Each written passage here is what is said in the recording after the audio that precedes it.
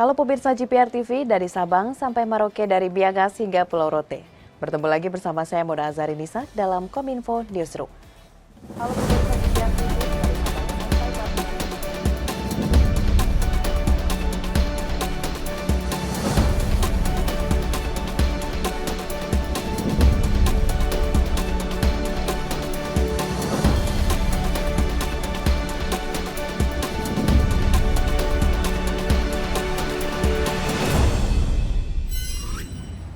Pemirsa, kita ke informasi pertama. Presiden Joko Widodo menerima kunjungan pemimpin perusahaan asal Taiwan Foxconn. Presiden mendorong agar investasi Foxconn yang bernilai 8 miliar US dollar atau setara 114 triliun segera terrealisasikan.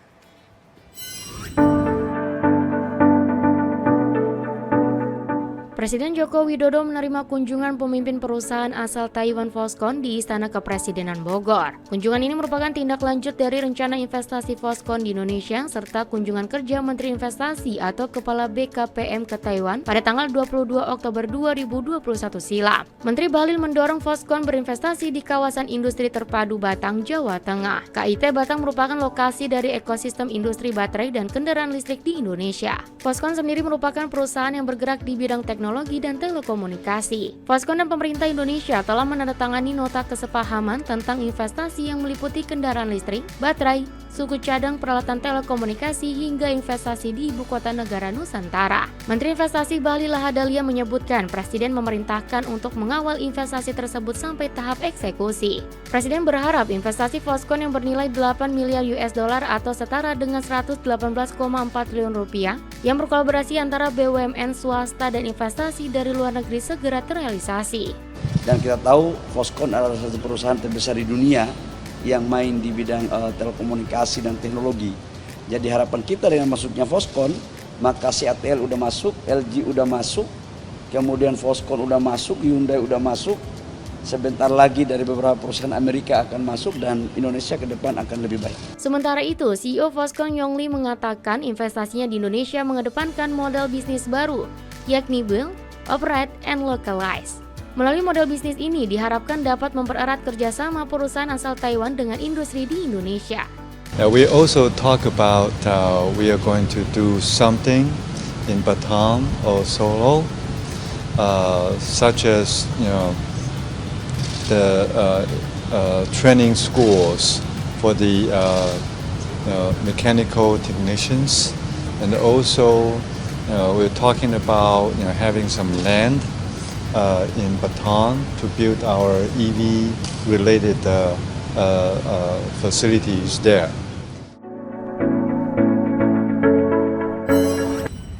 Informasi selanjutnya, Presiden Joko Widodo dan Ibu Negara tiba di Jerman pada Senin 27 Juni 2022. Lawatan Presiden ini dalam rangka menghadiri KTT G7. Setelah dari Jerman, Presiden melanjutkan kunjungan ke Rusia dan Ukraina dengan membawa misi perdamaian di antara kedua negara yang sedang berperang.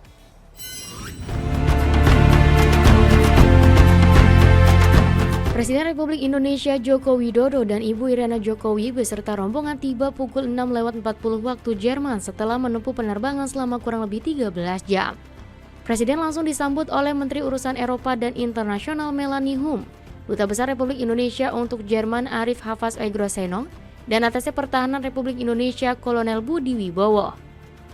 Sebelum mengikuti agenda KTT G7, Presiden dan Ibu Negara juga sempat bertemu dengan warga Indonesia yang berada di Jerman. Sebelumnya, Presiden Joko Widodo didampingi oleh Wakil Presiden Ma'ruf Amin untuk memberikan keterangan pers sebelum bertolak melakukan kerja ke sejumlah negara di Eropa dan Uni Emirat Arab. Presiden melanjutkan kunjungan kerja ke Ukraina dan bertemu dengan Presiden Ukraina Volodymyr Zelensky untuk membangun peluang dialog demi perdamaian dunia. Selanjutnya, dengan misi yang sama, Presiden melanjutkan kunjungan kerjanya ke Rusia untuk bertemu dengan Presiden Rusia Vladimir Putin. Dan selepas dari Eropa, Presiden akan bertolak ke Persatuan Emirat Arab dalam rangka melanjutkan kembali pembahasan kerjasama ekonomi dan investasi antara Indonesia dengan Persatuan Emirat Arab. Presiden Joko Widodo menegaskan kunjungannya ke luar negeri kali ini tak hanya untuk kepentingan Indonesia, tetapi juga demi kepentingan negara berkembang lainnya. Indonesia tetapi juga penting bagi negara-negara berkembang untuk mencegah rakyat negara-negara berkembang dan penghasilan rendah jatuh ke jurang kemiskinan ekstrem dan kelaparan. Dan selama saya di luar negeri, pemerintahan akan dipimpin oleh Bapak Wakil Presiden.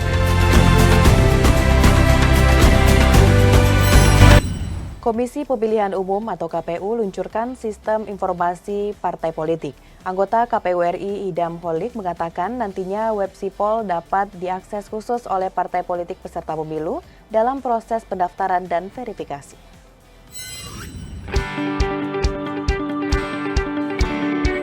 Komisi Pemilihan Umum Republik Indonesia meluncurkan sistem informasi partai politik atau Sipol yang akan dimanfaatkan untuk pendaftaran dan verifikasi partai politik pada penyelenggaraan pemilihan umum 2024 berdasarkan Undang-Undang Nomor 7 Tahun 2017. Anggota KPU Republik Indonesia Idam Holik mengatakan data-data yang harus diunggah ke dalam aplikasi Sipol, yakni profil partai politik, keanggotaan partai politik, kepengurusan, dan kantor tetap partai politik. Dalam rangka memperlancar pendaftaran tersebut, KPU dengan semangat melayani partai politik dengan telah membuat helpdesk. Idam menekankan bahwa pendaftaran partai politik calon peserta pemilu harus sudah dapat menyerahkan dokumen persyaratan yang lengkap dalam rentang waktu 1 hingga 14 Agustus 2022. Pendaftaran secara sentralistik di tingkat nasional yaitu oleh pimpinan atau DPP partai politik. Pendaftaran secara sentralistik di tingkat nasional yaitu oleh pimpinan atau DPP partai politik, sedangkan pendaftaran partai politik lokal Aceh mendaftar di kantor KIP Aceh. Sistem informasi partai politik atau Sipol ini merupakan seperangkat sistem teknologi informasi yang berbasiskan web dengan tujuan melayani partai politik calon peserta pemilu melakukan input data partai politik meliputi profil, kepengurusan, domisili dan keanggotaan untuk mempersiapkan pendaftaran partai politik sebagai calon peserta pemilu. Seperti yang tadi kami sampaikan, partai politik yang pendaftarannya bisa kami terima apabila seluruh dokumen yang disyaratkan dalam Undang-Undang Pemilu itu dinyatakan lengkap. Jika tidak lengkap, kita berikan kesempatan sampai dengan masa pendaftaran berakhir, yaitu tanggal 14 Agustus 2022 jam 24.00.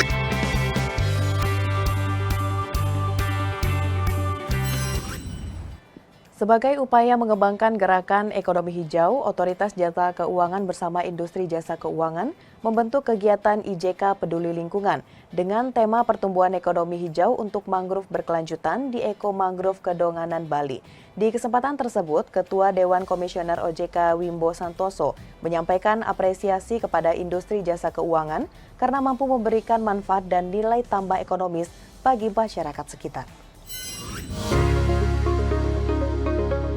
Otoritas Jasa Keuangan bersama Industri Jasa Keuangan berkomitmen mengembangkan gerakan ekonomi hijau antara lain melalui pelestarian lingkungan hidup.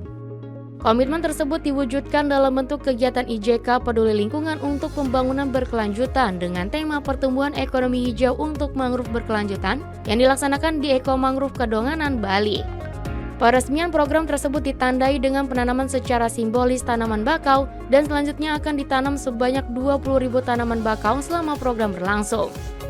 Ketua Dewan Komisioner OJK Wimbo Santoso menyampaikan apresiasinya kepada industri jasa keuangan yang telah terlibat sehingga kehadirannya dapat dirasakan oleh masyarakat luas karena mampu memberikan manfaat dan nilai tambah ekonomis bagi masyarakat sekitar, khususnya yang berada di sekitar pantai. Yang menjadi momentum baik untuk menunjukkan kepada dunia tentang komitmen Indonesia dalam menjaga keberlangsungan ekosistem laut, beserta pantai dari berbagai ancaman seperti abrasi laut dan kerusakan biota laut.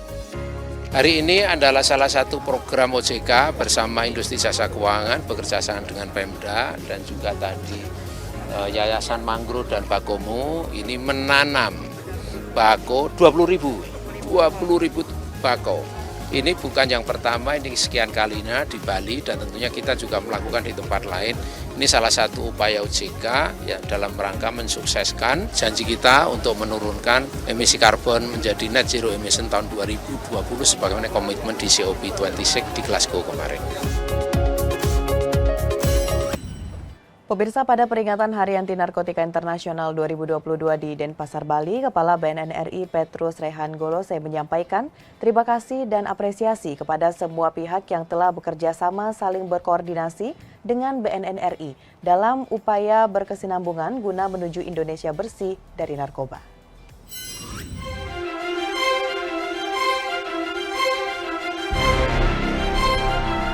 Badan Narkotika Nasional Republik Indonesia menggelar puncak acara peringatan Hari Anti Narkotika Internasional atau HANI 2022 yang dipusatkan di Denpasar, Bali. Dengan mengusung tema Addressing Drug Challenges in Health and Humanitarian Crisis, mengatasi tantangan narkoba dalam krisis kesehatan dan kemanusiaan. Secara resmi, acara tersebut dibuka oleh Presiden Republik Indonesia Joko Widodo secara virtual. Diikuti sejumlah kementerian, lembaga, pemerintah provinsi, serta kabupaten kota se-Indonesia.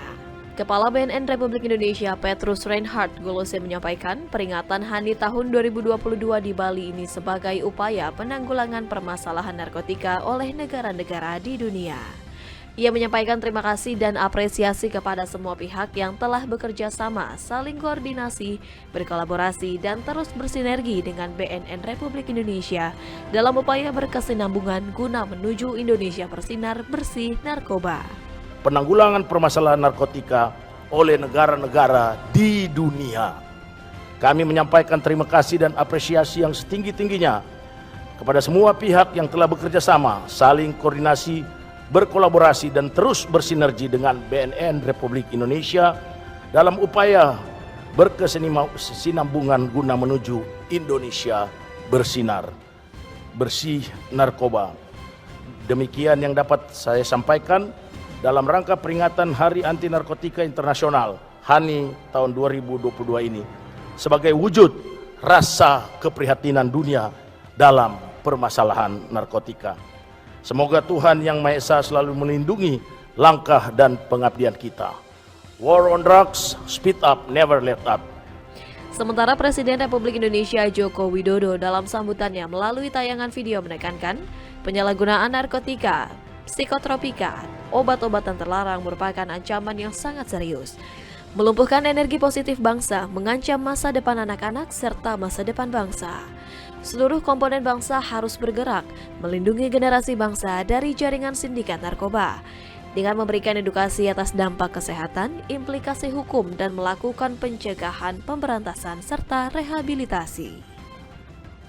Narkotika Internasional tahun ini untuk meneguhkan komitmen, menguatkan tekad dan kerjasama, melakukan upaya-upaya yang tidak pernah surut, membebaskan anak-anak bangsa dari bahaya penyalahgunaan narkoba. Bapak, Ibu, saudara-saudara sekalian yang saya hormati, sebagai penggerak utama penanggulangan narkoba,